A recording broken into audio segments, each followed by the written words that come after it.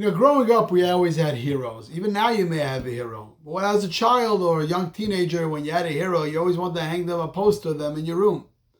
It could be a baseball player, I don't know, Mickey Mantle, Babe Ruth, Reggie Jackson, Dwight Gooden, depends which teams you liked, Darryl Strawberry. It could be a football player, if you're from Miami, of course, Dan Marino, Don Shula. If you're a Giant fan, Lawrence Taylor. You pick different people. But for Jewish heroes, who do you think would be the hero that we would want to have a poster on the wall? So if you go in biblical times, you would say Abraham, Sarah, Isaac, Rebecca, right? Moses. Maybe times now would be like Lubavitcher Rebbe, like I have a picture in my office of the Rebbe. You may have Ben Gurion, I don't know, Golda Meir. Everyone has their heroes. But who do you think Judaism says our poster child, the poster that we have to look up to? So you may be surprised it's a name that I didn't mention. The only way you may know the name is if you say the special blessing on Friday night. Now you see on Friday night there is a tradition that when you gather your children around the Friday night table, you give them a blessing. To the boys and the males, you say, may God bless you to be like, not Abraham, Isaac, not Moses or Aaron, but to be like Menashe and Ephraim. And to the girls we say, you should be blessed to be like Sarah, Rebecca, Rachel, and Leah. Now you may be as surprised as I was growing up. Why Menashe and Ephraim?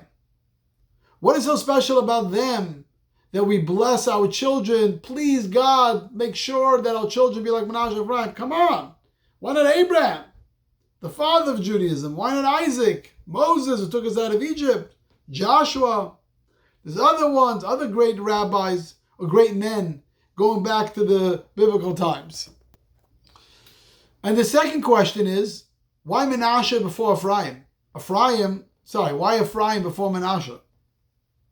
Menashe was the older brother. So what's going on over here? Why do we bless our children and not Abraham, Isaac, and Jacob? What is it about them? So let's go back to this week's Torah portion. In this week's Torah portion, it tells us a story where Joseph is bringing to his father's deathbed his two children. Joseph's two children were Menashe and Ephraim. And he wanted them to get a blessing from his father, which is their grandfather, before he passed away. So he brings them to his father, and he puts Menashe, the oldest son, on Jacob's right side, and puts Ephraim, the youngest son, on Jacob's left side. And what does Jacob do? Jacob twists his hands and puts his right hand on top of the younger son, and his left hand on top of the older son. And the Torah tells us that right away Joseph moved his father's hands to please put it at the right place. The question is, why would Joseph try to stop his father and move his hands? Is disrespectful? And the answer is, many commentators give many answers, but one of them the commentators give is that Joseph was worried. Why was he worried? He says, Dad, we went down this road before. You showed favoritism to me, to Joseph. And look what happened. My brother sold me out. I was separated for 22 years. And now you're doing the same thing. Ephraim is the younger son. And you're showing favoritism to him. Then Menashe. Please, don't do that. Here we go again. You want to learn from your mistakes. It looks like we're going down the same road again. Please make sure we stop. If you understand the answer why Jacob did that, you'll also understand why Ephraim and Menashe and Ephraim were the model citizens, the model children that we want to bless our children to be like them. Jacob saw something in Menashe and Ephraim that he didn't see by anyone else. What did he see? He saw there was no jealousy between the two brothers. They were the first brothers that said it wasn't all about what is in it for me, but what is my mission and how can I help the other person? You know the story of a king who once comes to a house and he notices the brothers are very jealous of each other. So the king tells them, listen, I can give you, it turns to one brother and says, I give you whatever you want. I'm the king. But on condition that whatever I give you, I give your brother twice as much. If you want $1 million, I'll give your brother $2 million. If you want $5 million, I'll give you the $5 million, I'll give your brother $10 million. So he's thinking. So he says, poke out one of my eyes. My dear friends, unfortunately, that's the way we see it by many siblings. The rivalry, the jealousy between people. And Jacob finally saw Manasseh and Ephraim, there's no jealousy. They weren't looking at what it's all about me. You know, they say, you can say whatever you want about me, just spell my name correctly. But no, it wasn't about that. It was all about helping the other people. Now, the book of Genesis is all about jealousy. From the beginning of creation, it talks about the jealousy between the sun and the moon. The moon was jealous of the sun. Then there was jealousy between the snake and Adam and Eve, and that's what they messed up. Then there was jealousy between Cain and Abel. And then there was jealousy between Isaac and Ishmael, and Jacob and Esau, Joseph and his brothers. And we know how all the stories that ended up, how it turned out. And now Jacob says, I've been living in Egypt and I see the way these two brothers behave between themselves. I realize there's a house without any jealousy. There's no evil eye. That means, even though Ephraim is greater than Manasseh in certain things, even though his younger brother, Ephraim was the greatest scholar. Ephraim was the one who sat and studied Torah with Jacob all the time. Manasseh was more hanging out with his father. And not only that, and we see that Manasseh didn't feel bad that Ephraim got the first blessing. And Jacob said, in this, we need to bless our people. This, we need to bless our children. Because jealousy not only brings a lot of anger within yourself, but it gets you to get off the road. They wrote this book, From Good to Great. It's a great book. So one of the points in that book I still remember is what is the common denominator between very successful directors of companies is they don't, it's not about them. They say, what is the better for the company? So if you have jealousy, you say, okay, this guy said it, so I don't want him to do that particular project because it comes from him. Versus you say, it's not about me, it's what's the best for the company. And this is what we saw, something that's so important. Why? How can you get rid of that jealousy? The way you get rid of that jealousy is that imagine there's a pilot and there's someone giving out food on the plane. If the pilot doesn't fly the plane and he switches seats with the person that's giving out the food, the plane's not going to go anywhere. So you have to look, I have my role and you have your role.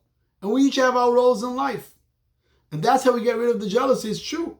Some people were born on the right side of the track, some people on the left side of the track. Everyone may have different missions. You have to look at yourself and say, you know what? This is my mission that was given in my life. I'm not envious of you. I have one responsibility, to take care and do my mission in life. And that's something that I have to continue to focus on. But the question you may ask, the truth is, if you know a little bit of the Bible, Manasseh and Ephraim are not the first brothers that didn't have jealousy. We had another two set of brothers, who Moses and Aaron. Moses was the younger brother. Aaron was the older brother. And when God came to Moses and asked him, please take the Jewish people out of Egypt, what did Moses say? Moses said, go to my older brother. And he said, no. God said, Aaron is going to have his role, but you have your role to be the leader. And it says Aaron wasn't jealous of Moses. And throughout his life, he was the assistant to Moses. Imagine the older brother assistant to the younger brother. So if we're going to bless our children on Friday night, why don't we bless them also to be like Moses and Aaron, not Manasseh and Ephraim? True, Manasseh and Ephraim didn't have jealousy between each other, so we want to bless that to our children, right? There's nothing more painful for parents when you see the children don't get along and there's jealousy. But why not Moses and Aaron? So there's something very, very special, Manasseh and Ephraim, that nobody else had. So you have to understand, that Manasseh and Ephraim were raised in Egypt. Egypt was a very lowly place spiritually. People were dishonest. It wasn't a holy environment. It was like a place where you don't want to raise a child to go in the way of a god, be a religious Jew.